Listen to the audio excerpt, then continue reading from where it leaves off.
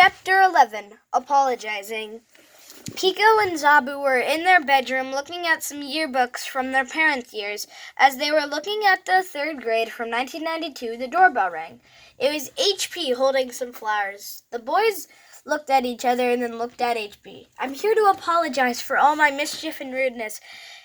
I have greatly sinned, and may you please forgive me?" asked HP. The boys nodded yes, and they hugged HP and asked some questions.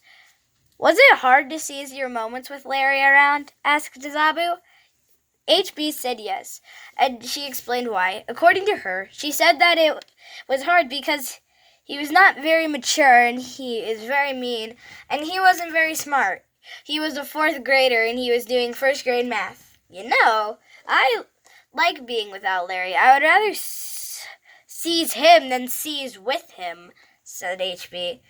The boys laughed, and they forgave each other.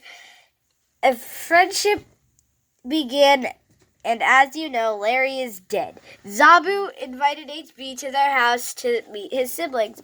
They had a snack and they played games. Friendship train, toot toot! This train will never stop. And for some reason, there are only 3 passengers. Do you remember when you were shocked in fear and I had to do intermission? Well, that's not needed. This is the last This is the second to last chapter of the book. You probably were guessing this would never happen and they would be enemies forever. But no, that's the thing called change of mind. Do you even know what that even is until now? Well, it is when you change someone's mindset. I guess we're not doing that, but who cares? After the play date, HB went home and told her mom about her new friends, and the boys went to bed. It was 10 o'clock at night. This cycle went on every weekend. Zabu and Pico were living in childhood paradise. They also now both go to the same school again, Stuffy School. All things are confluencing now. The concluding chapter, the future.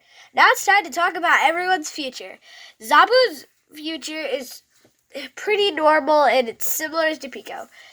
Pico lives with his dad again and his dad is flu-free. Lovey and Lil K were out of the Lemur house and live with their parents again. Also, they dropped the job at the prison. Mr. Android is still in prison and is working at the sewage plant to dig trash out of the ditches.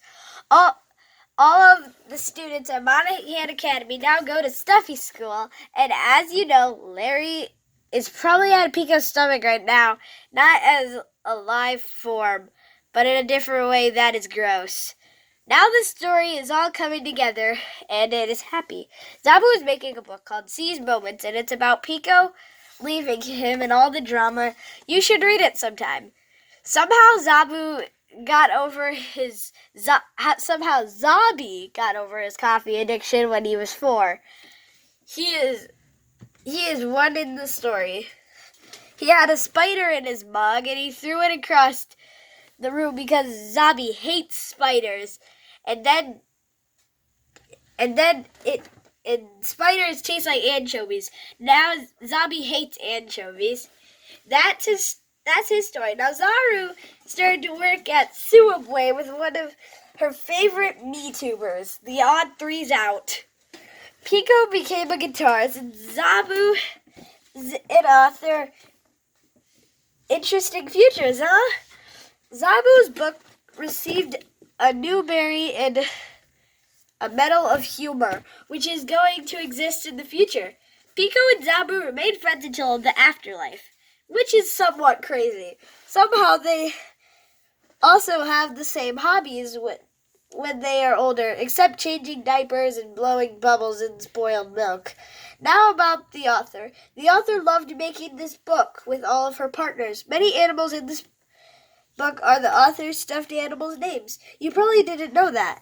The last moments of this book are precious. Pico sees his dad as a dragon, not a dog-looking thingy. They hugged and they did their handshake.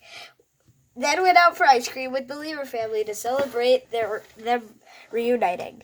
And I always say at the end of a chapter, the end, but this time it is actually the end.